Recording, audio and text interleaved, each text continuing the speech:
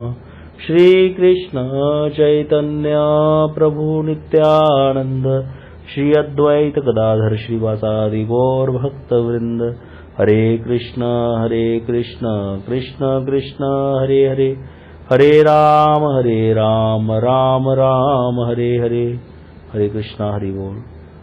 मैं सबसे पहले अपने गुरुपाद पद्म नित्यलीला प्रविष्टों विष्णुपाद अष्टोत्र शत श्री श्रीमद भक्ति विज्ञान भारती गोसाई महाराज जी एवं नित्यलीला प्रविष्टों विष्णुपाद अष्टोत्र शत श्री श्रीमद भक्ति विलाशिला नारायण गोसाई महाराज जी के अभय चरण कमलों में दंडवत प्रणाम अर्पित करता हूँ। तत्पश्चात शिक्षा गुरुदेव पूज्यपाद प्रभु प्रभु जी, पूज्यपाद बाबा महाराज, पूज्यपाद भक्ति वेदांत श्रीधर महाराज जी के चरणों में मेरा दंडवत प्रणाम। सभी मातृवृंद, भक्तिवृंद, श्रोतृवृंद सबके चरणों में मेरा यथा योग्य दंडवत प्रणाम। हम सब लोग चैतन्य भागवत की कथा का श्रवण कर रहे हैं, जिससे वर्णन आया है महाप्रभु जी और नित्यानंद प्रभु के मिलन का।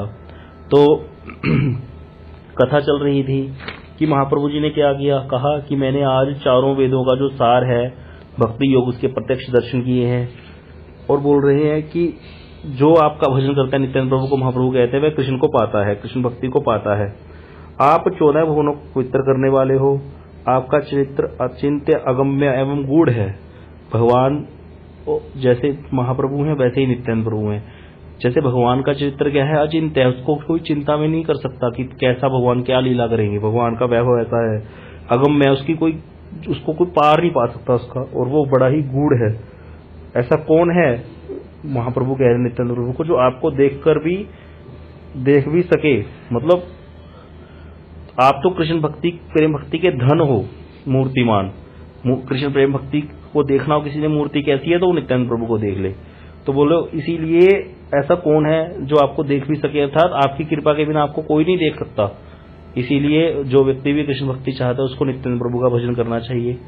जिस व्यक्ति को तिलार्थ काल के लिए भी आपका संग प्राप्त होता है, महाप्रभु कह रहे हैं, उसमें कोटि कोटि पाप रहने पर भी उसका कभी अमंगल नहीं होता। कितनी बड़ी बात महाप्रभु ने बोल दी अपने मुख से कि अगर कोई महाप्रभु कह रहे हैं कि आपका संग थोड़ी देर के लिए, तिल आर्ध, बहुत कम समय के लिए भी, काल के लिए भी, तिल आर्ध काल के लिए भी कुछ संग करता है आपका, तो कोटि कोटि पाप, करोड़ों करोड़ों पाप रहने पर भी कोई अमंगल नहीं होता। बोल रहे हैं मैं जान गया हूं, महाप्रभु कह रहे हैं कि कृष्ण मेरा उद्धार करेंगे, तभी तो तुम्हारे जैसे महापुरुष का संग मुझे प्राप्त कराया है। अब देखो महाप्रभु यहाँ पर अपने आप को छुपा करके एक भक्त भाव में लीला करके बोल रहे हैं कि मैं जान गया हूं कृष्ण मेरा उद्धार करेंगे, एक भक्त जैसे कहता है। तो इसीलिए तो मुझे आप जैसे महापुरुष का संग, हमें भक्ति मिलेगी या नहीं मिलेगी, हमारा भजन सही चल रहा है या नहीं चल रहा है, इसका मापदंड कैसे होता है, इसकी बहुत बार हमारे गुरुवर्गों ने व्याख्या भी की, हम प्रभु जी भी बताते हैं।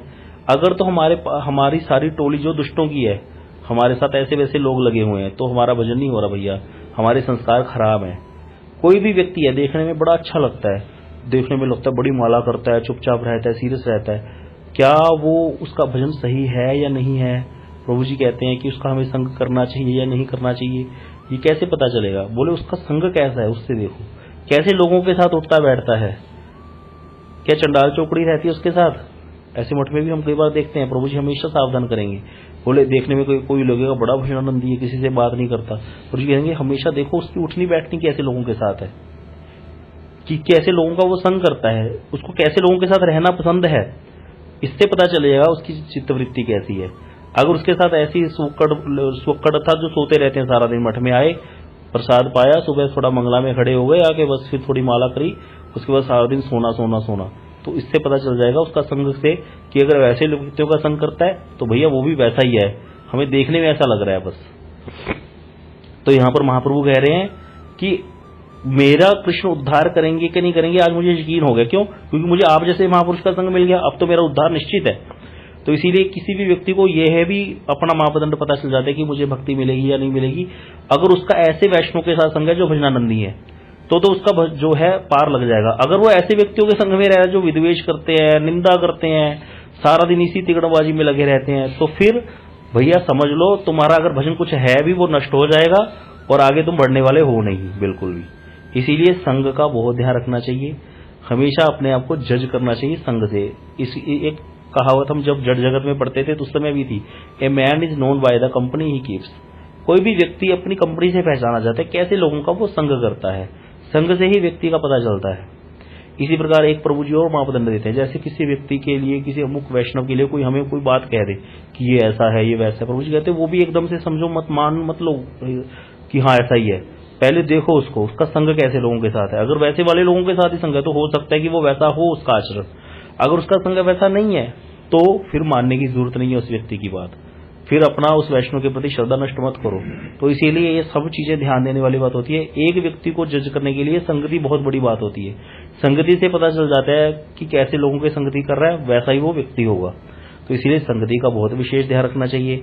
महाप्रभु खुद स्वयं कह रहे हैं कि मुझे आप जैसे महापुरुष का संग मिल गया, अब मुझे कृष्ण पक्का ही मिलेंगे, अब मेरा कृष्ण उद्धार कर ही देंगे, मुझे निश्चय हो गया है, क्योंकि आज मुझे आपके चरणों के दर्शन मिले हैं बड़े भाग्य से, तो इसीलिए मुझे अब कृष्ण चरण के दर्शन भी हो ही जाएंगे। कितनी बड़ी बात महाप्रभु ने अपने मुख से बोल दी, जबकि महाप्रभु कौन है? स्वयं कृष्ण है और अपनी प्राप्ति का साधन भी बता रहे हैं। तो इसीलिए संग का बहुत ध्यान रखना चाहिए। और हमारा कोई पिछले संस्कार अच्छे हैं या नहीं है, इसका भी अनुमान अपने संग से ही लगा लेना चाहिए। एक व्यक्ति को अगर उसको अच्छे वैष्णव का संग मिला, अपने इस जीवन में वर्तमान काल में किसी व्यक्ति को अच्छे वैष्णव का संग मिल रहा है और उनकी कृपा से वो अच्छा भजन कर पा रहा है, उनकी कृपा दृष्टि है, तो इसका अर्थ उसके पिछले संस्कार अच्छे हैं। एक व्यक्ति भजन तो करना चाहता है बहुत अच्छे तरीके से, लेकिन उसको संग अच्छा नहीं मिल रहा, कोई ऐसी बात आ जाती है कि उसको वैसे वैष्णव का संग नहीं मिलता जो भजनानंदी हो, तो उसको उससे जान लेना चाहिए कि अगर चाहने पर भी उसको अच्छा संग नहीं मिल रहा है तो उसके पिछले संस्कार बहुत खराब हैं। ये बात प्रभु जी ने हमें कई बार बताई है। अब यहां बता रहे हैं महाप्रभु की, जो आपका भजन करता है वह कृष्ण प्रेम रूपी धन को प्राप्त करता है। इस प्रकार प्रेमाविष्ट होकर के महाप्रभु नित्यानंद प्रभु की स्तुति निरंतर करते ही जा रहे हैं। अब बता रहे हैं कि नित्यानंद प्रभु और महाप्रभु चैतन्य चंद्र में बहुत सारा वार्तालाप हुआ, परंतु वह सब संकेत से ही हुआ, प्रकट रूप में नहीं। बोले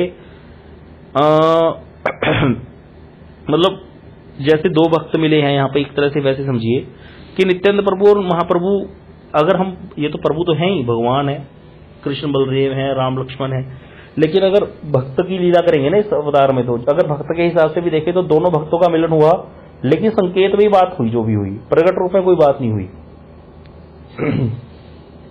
अब महाप्रभु ने कहा कि यह पूछने में भी मुझे भय होता है कि आपका शुभ आगमन कहां से हुआ है। महाप्रभु ने इतना बोला कि मुझे यह पूछने से भी डर लगता है कि आप कहां से आ रहे हो। कोई भी व्यक्ति आता है, पूछते हैं ना आप कहां से आ रहे हो, कहां से पधारे हो, तो महाप्रभु ऐसा बोल रहे हैं कि मुझे भय होता है, अर्थात महाप्रभु उनसे पूछना चाहते हैं कि आप कहां से आ रहे हो। और नित्यानंद प्रभु तो परम विह्वल है, बालक जैसी उनकी बुद्धि है, सरलमति है, और बालक जैसे ही उनके चंचल वचन है। बालकों जैसे चंचल वचन, बालक क्या करता है, कुछ भी बोलता है चंचलता में, बालकों जैसी सरलमति है। ये ही है वे प्रभु जिन्होंने अवतार लिया है। इस रहस्य को वे समझ गए और हाथ जोड़कर बड़े विनम्र होकर बोले। प्रभु के मुख से अपनी स्तुति सुनकर वे बड़े लज्जित थे। फिर वे छल से सब बातें खोल खोल कर कहने लगे। अब बता रहे हैं कि नित्यानंद प्रभु क्या है, नित्यानंद प्रभु की जो मति है वो बड़ी सरल है, अर्थात जैसे बच्चों की मति सरल होती है ना, बच्चों से कुछ भी पूछ लो। बच्चे मान लो नाना के घर जाके आते हैं और वहां पे कोई बात होती है, तो आके अपने दादाजी के घर में चाचा ताई जी को सारी बात बता देंगे सरलता से। वो भी सारी बात पूछ लेते हैं, अच्छा तुम्हारे मामा ने क्या कहा, कितने पैसे दिए, बच्चे सारी बात बता देते हैं। किसी के साथ लड़ाई होगी, माता पिता की लड़ाई होगी, बच्चे सारी बात बता देंगे जाके दादी को, ऐसे बोला इन्होंने, ऐसे कहा था, ऐसे सब हमने देखा है, ये बात हम देखते हैं। तो ऐसे ही कहते हैं, बालकों जैसी ही सरलमति है नित्यानंद प्रभु की, और बालकों जैसे उनके चंचल वचन है। अब देखा जाए तो प्रकट नहीं करना चाहिए, क्या नहीं प्रकट करना चाहिए महाप्रभु जी के बारे में कि ये वही है, ये कृष्ण है, लेकिन क्या बोला, ये वही है, वही प्रभु है जिन्होंने अवतार लिया है ना। अब नित्यानंद प्रभु इस रहस्य को समझ भी गए हैं, लेकिन बोलने में चंचलता की तरह, मतलब बालकों की तरह बोल भी दिया और हाथ जोड़कर बोलने लगे। क्या है, अब हाथ जोड़कर खड़े हो गए नित्यानंद प्रभु। क्यों? क्योंकि वो बड़े लज्जित हो गए, क्योंकि भगवान ने उनकी स्तुति करी है ना। भगवान से कोई अपनी स्तुति करवाएगा? कभी नहीं करवाएगा। और नित्यानंद प्रभु के तो धन है, वो हमेशा नित्यानंद प्रभु चाहते हैं कि वो तो सहस्त्र मुख धारण करके, अनंत शेष जो है वो सहस्त्र मुखों से सारा दिन कृष्ण कथा का वर्णन करते हैं, राम कथा का वर्णन करते हैं, फिर भी उनको चैन नहीं मिलता, हर समय सत्संग करते हैं अनंत शेष जो है, अनंत मुखों से, जिनके जो शीश पर जो पृथ्वी है अनंत कोटि ब्रह्मांड सरसों के दानों की तरह रखे हुए हैं। ऐसे अनंत शेष हर समय कृष्ण कथा का गान करते हैं। वो कैसे चाहेंगे कि भगवान उनका गुणगान करें, शेष का गान करें? लेकिन यहाँ पर भगवान ने जब उनकी स्तुति करी तो वो बड़े ही लज्जित हैं, इसीलिए सब बातें खोल खोल कर छल से कहने लगे, मतलब इशारे से बताने लगे। तो नित्यानंद प्रभु कह रहे हैं कि कहाँ से आया हूँ। महाप्रभु ने एक तरह से पूछा ना उनको व्यतिरेक रूप में कि मुझे तो आपसे पूछने में भी भय होता है कि आप कहाँ से आ रहे हैं, अर्थात मतलब मुझे बताइए कि आप कहाँ से आ रहे हैं। तो इसीलिए नित्यानंद प्रभु ने कहा कि मैंने अनेक तीर्थ किए। पहले वर्णन आया ही था कि नित्यानंद प्रभु ने 25 वर्ष तक तीर्थ भ्रमण किया था एक सन्यासी के साथ। तो महाप्रभु जी को वही बात नित्यानंद प्रभु बता रहे हैं कि मैंने अनेक तीर्थ किए और श्री कृष्ण के जितने धाम है उन सबका दर्शन किया, अर्थात द्वारका, बद्रिकाश्रम, जितने भी स्थान थे नित्यानंद प्रभु सभी स्थानों पर जाकर के आए थे। रामेश्वरम भी गए थे, जितने भी तीर्थ हैं पृथ्वी पर, यहाँ भारत भूमि पर सभी तीर्थों के दर्शन किए थे नित्यानंद प्रभु ने। बोले परंतु वहां तो केवल स्थान ही स्थान दिखाई दिए, श्री कृष्ण के दर्शन तो कहीं भी नहीं हुए। मतलब कहने का अर्थ क्या कह रहे हैं नित्यानंद प्रभु की, तीर्थों में तो क्या हुआ, बस मुझे स्थान दिखाई दिया। तीर्थ की महिमा है, क्योंकि तीर्थ उसको बोलते हैं जहां कभी भगवान के चरण पड़े हैं, जहां पर भगवान कभी आकर के गए हैं। जैसे 4 जगह पर कुंभ लगता है तो वहां की महिमा क्यों है, क्योंकि वहां पर अमृत की बूंदें गिरी थी। तो ऐसे कोई ना कोई कारण है वहां पे, इसीलिए वहां तीर्थ बन गया। तो बता रहे हैं वहां तो सिर्फ स्थान ही स्थान दिखाई दिए, जो स्थानों पर मैं गया हूं कृष्ण के दर्शन तो मुझे हुए नहीं। तब सज्जन लोगों से मैंने पूछताछ की, मतलब मैंने लोगों से पूछा भैया मुझे कृष्ण कहाँ मिलेंगे, मेरा कन्हैया कहाँ है। नित्यानंद प्रभु कह रहे हैं क्यों सब सिंहासन ढके दिखाई दे रहे हैं, कि सिंहासन ढके हुए दिखाई दे रहे हैं, मतलब सिंहासन ढके अर्थात जब कोई राजा जिस सिंहासन पे बैठता है वो ना हो तो सिंहासन को ढक देते हैं। बोल रहे कृष्ण के धाम में मैं आया हूँ, द्वारका आया, बद्रिकाश्रम गया, वहां सिंहासन ढके हुए दिखाई दे रहे हैं, कृष्ण कहाँ चले गए। मैंने पूछा कहो भाइयों कृष्ण कहाँ चले गए हैं, तो उन्होंने कहा कि श्री कृष्ण तो गौड़ देश गए हैं। अब महाप्रभु की एक तरह से पूरी बात बता रहे हैं नित्यानंद प्रभु, बालकों जैसी बुद्धि तो है ही, सरल मती है। तो बोल रहे हैं नित्यानंद प्रभु कह रहे हैं, उन्होंने कहा श्री कृष्ण तो गौड़ देश गए हैं, वे कुछ दिन पहले ही गया की यात्रा करके लौटे हैं घर। और नदियां में सुनते हैं कि आजकल वहां पर बड़ा हरि कीर्तन हो रहा है, संकीर्तन होता है। तो कहते किसी ने बताया था कि नारायण ने यहीं पर जन्म लिया है, यहाँ पतितों का बड़ा उद्धार होता है। यह सुनकर मैं पातकी भी नदिया में चला आया हूँ। कौन बोल रहे हैं, नित्यानंद प्रभु बोल रहे हैं। अब महाप्रभु ने तो उनकी स्तुति जो करनी थी कर दी, अब नित्यानंद प्रभु थोड़ी छोड़ेंगे महाप्रभु जी की स्तुति करने, वो तो भी करेंगे पूरी तरह से स्तुति। तो यहाँ पर नित्यानंद प्रभु कह रहे हैं कि मैंने सुना है कि आजकल तो हरि संकीर्तन हो रहा है नदिया नगर में, और नारायण ने यहाँ पर जन्म ले लिया है, पतितों का बड़ा उद्धार होता है वहां पर, और इसीलिए मैं पातकी भी नदिया में चला आया अपना उद्धार करवाने के लिए। अब प्रभु ने शुरू कर दिया। प्रभु कहते हैं हम सब बड़े ही सौभाग्यशाली हैं जो आप जैसे भक्त यहाँ पर आकर उपस्थित हुए हैं। आज हम सब अपने को कृतकृत्य मान रहे हैं, जो कि हमने आज आपके प्रेमानंद की अश्रु धाराओं के दर्शन किए। महाप्रभु कह रहे हैं कि आज हम सब कृतकृत्य हो गए, क्योंकि कोई ऐसा भक्त जो प्रेम में पूरा रंगा हुआ हो, उसके प्रेम अश्रुओं को देखना, उसका संग करना, उनको स्पर्श करना, ये बड़े सौभाग्य की बात होती है। तो इसीलिए महाप्रभु कह रहे हैं कि आज हम सब लोग आपके दर्शन करके, आपको देख करके, आपका संग पा करके कृतार्थ हो गए। अब भक्त जो है वो बड़े देख रहे हैं खड़े कि दोनों देखो कैसे छल से एक दूसरे की स्तुति कर रहे हैं। तो मुरारी गुप्त जी ने थोड़ा बीच में पार्टिसिपेट किया। मुरारी गुप्त जी हंसते हुए कहने लगे आप और आप अर्थात नित्यानंद प्रभु और महाप्रभु बोले आप और आप दोनों ही जाने ये सब बातें। कितनी सुंदर बात कह रहे हैं। हसिया मुरारी बोले तोमरा वह ना भुजी तुम्हें किचू आमरा सवारा। कह रहे आप अपनी बातें, आप और आप दोनों आप ही जानो अपनी बातें, हम सब तो कुछ भी समझ नहीं पा रहे ये क्या चल रहा है। फिर श्रीवास पंडित जी बोले श्रीवास बलेन वह आमारा की भुजी माधव शंकर ये न दोहे दूहा भुजी। बोले मैं क्या, बोले श्रीवास पंडित जी बोले हम क्या समझेंगे, यहाँ तो मानो माधव और महादेव दोनों ही एक दूसरे की पूजा कर रहे हैं। होता क्या है जनरली, अगर हम शास्त्र पढ़ेंगे ठीक है कृष्ण भगवान है, लेकिन जनरली देखा जाता है अगर शंकर जी और कृष्ण का दोनों का कहीं प्रसंग आएगा तो देखा जाता है कृष्ण शंकर जी की पूजा कर रहे हैं, शंकर कृष्ण की पूजा कर रहे हैं, तो इसीलिए पता ही नहीं चलता।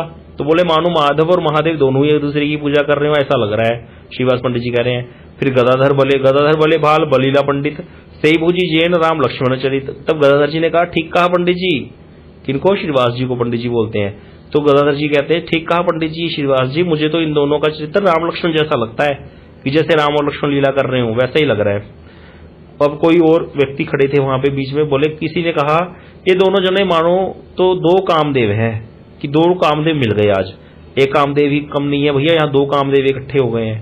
और फिर वो कोई कहने लगा ये दोनों जने तो श्री कृष्ण बलराम है। अब किसी ने बिल्कुल कृष्ण बलराम की उपमा दे दी, क्योंकि महाप्रभु स्वयं कृष्ण है, नित्यानंद प्रभु स्वयं बलराम है, पूरी सही उपमा दे दी। बोले ये जने तो कृष्ण और बलराम है। किसी ने कहा कि मैं और तो कुछ जानता नहीं हूं, बस मुझे तो ऐसा लगता है कि श्री कृष्ण की गोद में स्वयं शेष जी आ गए हैं। वो तो पहले वर्णन आ ही गया, शेष जी हमेशा कृष्ण को गोद में धारण करते हैं, यहाँ उल्टा हो गया, कृष्ण की गोद में स्वयं शेष जी आ गए हैं। कोई बोला ये दो सखा तो श्री कृष्ण और अर्जुन जैसे हैं। कृष्ण और अर्जुन का भी बड़ा प्रेम था, इकट्ठे खाना, इकट्ठे बैठना, इकट्ठे सोना, एक दूसरे को सखा सखा कह के संबोधित करना, हास परिहास करना। तो इसीलिए एक कोई व्यक्ति ऐसी देख के इनको बोलता है कि ये दोनों तो सखा लग रहे हैं, कृष्ण और अर्जुन जैसे। वैसा ही भरपूर स्नेह भी इनमें दिखाई दे रहा है। कोई कहने लगा कि इन दोनों में तो बड़ा परिचय है, तभी तो सब बातें संकेत ही संकेत में कर लेते हैं और हम कुछ भी समझ नहीं पाते हैं। बोले इनका तो बड़ा ही प्रेम है, जिनका प्रेम होता है ना वो आपस में इशारों में बात करते हैं, देखा वो भी प्रसाद पाते समय इशारे इशारे में सब समझाने, बाकी सब लोग देखते रह जाते हैं। तो इसीलिए बोले इनका तो बड़ा ही प्रेम है, इसीलिए बड़ा परिचय है एक दूसरे से, इसीलिए तो संकेत संकेत में सारी बात कर लेते हैं, हमें कुछ पता ही नहीं चला क्या बात कर गए आपस में दोनों। इस प्रकार सारे भक्त लोग नित्यानंद जी के दर्शनों से हर्षित होकर आपस में बातें कर रहे हैं, बड़ी सुंदर सुंदर। कितना सुंदर प्रेम में बिल्कुल वैसा ही चित्रण श्री वृंदावन दास ठाकुर जी ने कर दिया जैसा वहां पे लीला हुई है। इनको कहते हैं भक्त दर्शन, इनको कहते हैं लीला दर्शन, जो हर समय वृंदावन दास ठाकुर जी को नित्यानंद प्रभु जी की कृपा से होते थे, क्योंकि नित्यानंद प्रभु की कृपा से ही उन्होंने ये ग्रंथ लिखा है। इसीलिए वृंदावन दास ठाकुर जी ने इस ग्रंथ को बड़े प्रेम से लिखा है और ये बात उन्होंने बार बार लिखी है कि नित्यानंद प्रभु की कृपा से ही इस ग्रंथ को पूरा कर पा रहा हूं मैं। अब यहां पर ग्रंथकार श्री वृंदावन दास ठाकुर जी फलश्रुति बता रहे हैं। फलश्रुति होती है जैसे हमने कॉलेज गए, स्कूल गए, तो उसकी फल क्या है, डिग्री मिली है ना, वहां पे टाइम दिया। अब इस आधे घंटे की कथा को सुनने का, इस प्रसंग को सुनने का, बोले क्या फल है, क्या मिलेगा? तो बोल रहे हैं जो नित्यानंद प्रभु और श्री गौरचंद्र की मिलन कथा का श्रवण करेगा उसके सारे बंधन टूट जाएंगे, अपने आप सब बंधन टूट जाते हैं उनके। उनको बंधन तोड़ने के लिए कुछ करना नहीं पड़ता, अपने आप टूट जाते हैं। बोल रहे प्रभु के संगी, सखा, भाई, छत्र, शैया और वाहन इत्यादि सब नित्यानंद ही है। ये पहले वर्णन आया था, मैंने बताया था कि जो नित्यानंद प्रभु हैं वो 10 रूप धारण करके सेवा करते हैं, तो कई रूप धारण करते हैं, 10 रूप को लिखा गया है। भगवान के संगी हैं, सखा हैं, भाई हैं, छत्र हैं, शैया हैं, वाहन हैं, सब नित्यानंद प्रभु ही हैं। उनका जो घर है, उनका आवास है, धाम भगवान का, सब नित्यानंद प्रभु का स्वरूप है, उनके बिना और कोई दूसरा है ही नहीं है। तो बता रहे हैं श्री नित्यानंद अपनी इच्छा से नाना रूप धारण करके प्रभु की सेवा करते रहते हैं, बहुत प्रकार के रूप धारण करते हैं अपनी इच्छा से और भगवान की सेवा में लग जाते हैं। वे जिसको सेवा का अधिकार देते हैं वही प्रभु की सेवा पा सकता है। यहाँ पर बता दिया कि महाप्रभु की सेवा किसको मिलेगी, कृष्ण की सेवा किसको मिलेगी, राम की सेवा किसको मिलेगी, जिसको लक्ष्मण प्रदान कर देंगे। भगवान की, महाप्रभु की सेवा किसको मिलेगी, सेवा का अधिकार कौन देगा, जो नित्यानंद प्रभु का भजन करेगा, और नित्यानंद प्रभु जिसको दे देंगे सेवा वही वो सेवा प्राप्त कर लेगा। उनकी कृपा के बिना कोई भी महाप्रभु की सेवा को प्राप्त नहीं कर सकता। बता रहे हैं आदि देव, महायोगी ईश्वर और वैष्णव श्री महादेव भी इनकी अनंत महिमा को नहीं जानते हैं। क्या सुंदर बात कही है कि महादेव जी कौन है, आदि देव है। आदि देव अर्थात जो आदि समय से हैं, जिनका कोई अंत नहीं है, कि कब से हैं, जिनका कोई शुरू नहीं। आदि अर्थात जिनका कोई पता ही नहीं, वो महायोगी ईश्वर, और जिनको जो परम वैष्णव हैं, कौन, महादेव, शंकर, भोलेनाथ, वो भी इनकी महिमा को नहीं जानते। उनके भी गुरु कौन है, संकर्षण ही है। शंकर जी के गुरुदेव कौन है, संकर्षण, संकर्षण ही नित्यानंद प्रभु हैं। तो इसीलिए बोल रहे वो भी इनकी अनंत महिमा को नहीं जानते हैं, वो भी इनका पार नहीं पाते हैं।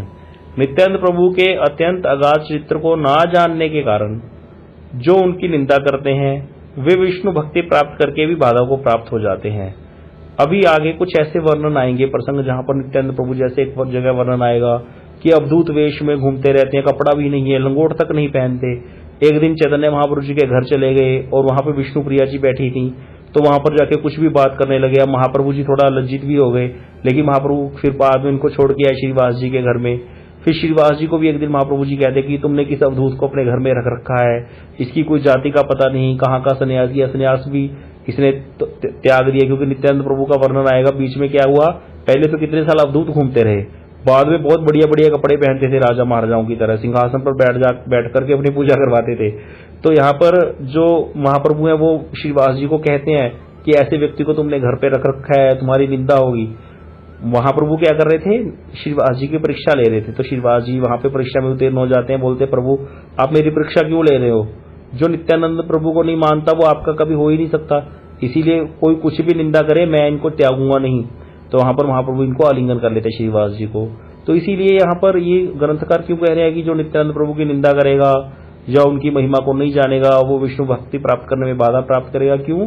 क्योंकि नित्यानंद प्रभु के चरित्र जो है आगे कुछ ऐसा आएगा, जैसे सन्यासी होने के बाद विवाह कर लिया 2 स्त्रियों के साथ, और भी कई प्रकार के चरित्र। तो वहां पर कई लोग जो बहुत ज्यादा अपने आप को आर्यव्रती बनते हैं, बहुत ज्यादा नियमों में चलने वाले बनते हैं, वो इन चरित्रों को देख करके नित्यानंद प्रभु के प्रति अश्रद्धा कर लेते हैं। अश्रद्धा करने के कारण उनकी निंदा कर बैठते हैं, इसके कारण उनका अपराध हो जाता है, फिर उनको भगवान कभी भी नहीं मिलते, क्योंकि उसने कृष्ण भक्ति को जाना ही नहीं। देखिए समर्थवान को कोई दोष नहीं होता, अग्नि के अंदर कुछ भी डाल दो वो सब खा जाती है और अग्नि हमेशा पवित्र रहती है। सूर्य की किरणें सब जगह पड़ती हैं, अच्छी बुरी जगह, लेकिन वो अपवित्र नहीं होती, वो हमेशा ही पवित्र रहती हैं। सूर्य के कारण ही सब संसार चल रहा है, नहीं तो सब कुछ बीमारी फैल जाए। इसी प्रकार ये तो सूर्य अग्नि तो बहुत छोटी छोटी चीजें हैं। इसी प्रकार भगवान और उनके जो पहला स्वरूप को नित्यानंद बलदेव प्रभु ये है, उनका कुछ भी अनुकरण जो है, जो चरित्र है उसका हम अनुकरण नहीं कर सकते, सिर्फ उनको प्रणाम कर सकते हैं, उन लीलाओं में आनंद ले सकते हैं, लेकिन उनके ऊपर टीका टिप्पणी करने की हमारी कोई क्षमता नहीं है। इसीलिए भागवत, श्रीमद् भागवत, गीता, रामायण, इन सब शास्त्रों को पढ़ने से पहले ये जान लेना बहुत जरूरी होता है कि भगवान की महिमा क्या है, उनका तत्व क्या है, तभी जाकर के इन शास्त्रों में प्रवेश करना चाहिए। इसीलिए बोला जाता है कि जहाँ भागवत पढ़ वैष्णव स्थान है, कि वैष्णव के स्थान पर ही जाकर के भागवत को पढ़ना चाहिए, अध्ययन करना चाहिए। एकांत आश्रय कर चैतन्य चरणे, आगे बताया गया एकांत में आश्रय करो चैतन्य चरण, चैतन्य महाप्रभु के चरणों का एकांत में आश्रय ग्रहण करो। क्यों? क्योंकि अगर अकेले में बैठ करके हम पढ़ेंगे तो फिर हमारे अंदर शंकाएं, संभावनाएं ऐसी होना बहुत ही अवश्यभावी है कि हो जाएगा। लेकिन अगर हम वैष्णव के अनुगत्य में पढ़ेंगे तो उनको पहले से ही पता है कि हम कहाँ गलती कर सकते हैं, तो हमें पहले से ही सावधान कर देंगे, तो फिर हम अपराध से बच जाएंगे। इसीलिए इन सब लीलाओं को सुनने से पहले भगवान के तत्वों का हमें बोध होना बड़ा जरूरी है कि भगवत वस्तु के अंदर कोई भी इस प्रकार का नियम लागू नहीं होता। राजा जो होता है उस पर कोई नियम नहीं होता, राजा नियम बनाता है, नीचे वाले लोगों को नियम पे चलाने के लिए बाध्य होते हैं नीचे वाले लोग राजा के बनाए हुए नियमों पर चलने के लिए, लेकिन स्वयं राजा पर वो नियम लागू नहीं होते, राजा नियमों से परे होता है। इसी प्रकार भगवान है, भगवान कभी भी अपवित्र, अशुद्ध या इस प्रकार के किसी नियम बंधन में नहीं आते हैं, वो हर प्रकार के अनुग्रह और श्राप से परे हैं। ना भगवान को कोई कृपा करके अनुग्रह कर सकता है अर्थात उनको कोई आशीर्वाद दे सकता है, और ना ही भगवान को कोई श्राप दे सकता है। ये बात समझने वाली है। तो इसीलिए अब कई लोग कह देते हैं गंधारी ने भगवान को श्राप दिया, जैसे मेरा वंश नष्ट हुआ तुम्हारा भी नष्ट हो जाएगा, इसीलिए भगवान के यादवों में कोई नहीं बचा। ये सब बाहरी क्रियाएं हैं, भगवान के जो बाहरी जगत के लोग हैं, माया जगत के लोगों को भ्रमित करने के लिए इस प्रकार की बातें हैं। जो भगवान की सच्ची भक्ति करते हैं, शुद्ध भक्ति करते हैं, वही शास्त्रों के यथार्थ तत्वों को जानते हैं कि ये तो भगवान ने एक लीला मात्र करी है, गंधारी से अपने आप को श्राप दिलवाया है, नहीं तो भगवान हर प्रकार के श्राप और वरदान से परे हैं, उनको कोई वरदान नहीं दे सकता और उनको कोई श्राप नहीं दे सकता। लेकिन जिन्होंने वैष्णव का संग किया है वही ये बातें समझ सकते हैं, नहीं तो शास्त्रों को पढ़कर भी बताया गया कोई पढ़े और कोई करे तो कोई मरे। ये शास्त्र अकेले बैठ के पढ़ेंगे तो इसमें मरने की संभावना ज्यादा रहती है, क्योंकि ये क्या है, ये इसको भी बताया गया कि इसको ये मोह में डाल देते हैं, व्यक्ति को मोह हो जाता है शास्त्रों को पढ़ करके भी। इसीलिए शास्त्रों को क्या पढ़ना चाहिए, वैष्णव के अनुगत्य में ही पढ़ना चाहिए, और सिद्धांत को जान करके भक्ति करनी चाहिए। सिद्धांत बलिया चित्ते ना कर आलस, यहाँ लागिते कृष्ण सुने कृष्ण दृढ़ मानस की। सिद्धांत को जानने में कभी भी आलस्य नहीं करना चाहिए। सिद्धांत क्या है भक्ति में, भगवान का तत्व क्या है, ब्रह्म का तत्व क्या है, जीव का तत्व क्या है, माया का तत्व क्या है, इस तत्व को जानने में आलस्य नहीं करना चाहिए। ये सुनने में थोड़ा मुश्किल होता है, लेकिन उसको समझो, बार बार सुनो। बोले नहीं तो क्या होगा, सुदृढ़ मानस नहीं लगेगा, कृष्ण में मति जो है वो सुदृढ़ नहीं होगी, ढलमल ढलमल होगी। अगर सिद्धांत पक्का होगा तो मति सुदृढ़ हो जाएगी। तो इसलिए बता रहे हैं कि नित्यानंद प्रभु के अत्यंत गाढ़ चरित्र को ना जानने के कारण जो उनकी निंदा करते हैं वे विष्णु भक्ति प्राप्त करके भी बाधा को प्राप्त हो जाते हैं। अर्थात विष्णु भक्ति प्राप्त कर ली ऐसा कोई व्यक्ति जिसने विष्णु भक्ति जिसके पास है, नारायण नारायण जपता है, जिसको विष्णु तत्व का बोध है कि विष्णु ही सर्वदेव देवेश्वर है, सब देवों के देव हैं, मतलब सब कुछ विष्णु है, मतलब विष्णु का भजन करता है ऐसा व्यक्ति, लेकिन नित्यानंद प्रभु के अगाध चरित्र को ना जानने के कारण क्या करता है, उनकी निंदा कर बैठता है। प्राप्त करके भी, विष्णु भक्ति प्राप्त करके भी बाधा हो जाती है, उसको विष्णु भक्ति प्राप्त नहीं कर पाता। तो इसीलिए श्री ग्रंथकार वृंदावन दास ठाकुर जी कह रहे हैं कि श्री चैतन्य चंद्र की प्रिय देह हैं श्री नित्यानंद राम। राम मतलब बलराम। बोल रहे हैं चैतन्य महाप्रभु जी की देह कौन है, प्रिय देह कौन है, महाप्रभु की नित्यानंद प्रभु हैं। वे मेरे प्राणनाथ हों, यही मेरी मनोकामना है। ग्रंथकार श्री वृंदावन दास ठाकुर अपने लिए भी प्रार्थना कर रहे हैं कि मेरे प्राणनाथ कौन हो, महाप्रभु जी ना हो, जो महाप्रभु जी की प्रिय देह है नित्यानंद प्रभु, वो मेरे प्राणनाथ हो, यही मेरी मनोकामना है। अगर मेरे प्राणनाथ वो होंगे तो अपने आप मुझे महाप्रभु तो मिल ही जाएंगे। तो बोले उनकी कृपा से ही मेरी श्री चैतन्य चंद्र में प्रीति हुई है और उनकी आज्ञा से ही मैं इस श्री चैतन्य चरित्र को लिख रहा हूँ। स्वयं कौन कह रहे हैं, श्री वृंदावन दास ठाकुर कह रहे हैं, ताहार प्रसादे हईल चैतन्य ते मति, ताहार आज्ञा लिखी चैतन्य स्तुति। कि महाप्रभु जो वृंदावन दास ठाकुर जी कह रहे हैं कि नित्यानंद प्रभु की कृपा से ही मेरी जो मति है, मेरी जो प्रीति है वो चैतन्य महाप्रभु में हुई है और उनकी आज्ञा से ही, नित्यानंद प्रभु की आज्ञा से ही मैं क्या कर रहा हूँ, महाप्रभु जी के चरित्र को लिख रहा हूँ। ये जो चैतन्य भागवत ग्रंथ लिख रहा हूँ मैं किसकी आज्ञा से लिख रहा हूँ, उनकी कृपा से लिख रहा हूँ, नित्यानंद प्रभु की कृपा से ही लिख रहा हूँ। बोल रहे हैं जैसे कोई व्यक्ति बोले रघुनाथ और कोई व्यक्ति बोले यदुनाथ। अगर कोई बोल रहे रघुनाथ और कोई व्यक्ति बोले यदुनाथ, रघुनाथ कौन, जिन्होंने रघुवंश में अवतार लिए, कौन है, राम जी। और यदुनाथ कौन, जिन्होंने यदुवंश में अवतार लिया, अर्थात कृष्ण। बोले केवल नाम का ही तो भेद है रघुनाथ और यदुनाथ में, तत्व तो एक ही है ना। राम जी और कृष्ण का तत्व तो एक ही है, तत्वतः तो भेद नहीं है ना कोई भगवान के अवतारों में। तो इसीलिए बोले कोई यदुनाथ बोले या रघुनाथ बोले, रघुनाथ यदुनाथ ये न नाम भेद, यही मत नित्यानंद बलदेव।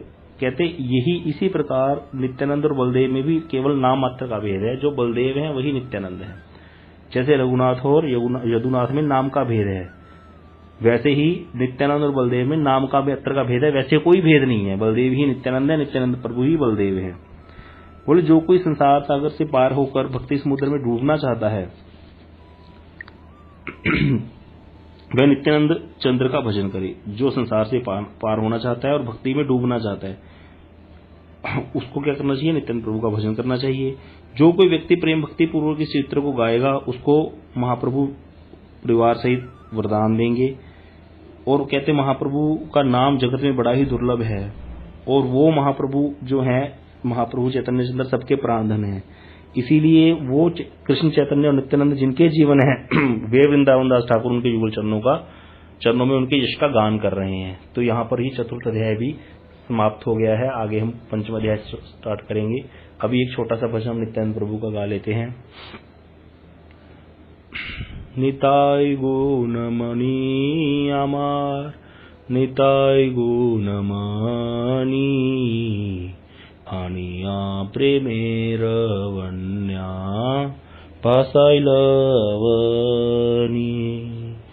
प्रेमेर वन्या लैया निताय आइल गोड देशे, डुबेला भक्त गना दीनहीन भासे, दीनहीन पतित पामर नाही वाछे, ब्रह्मार दुर्लभ प्रेम सबा कार्याचे,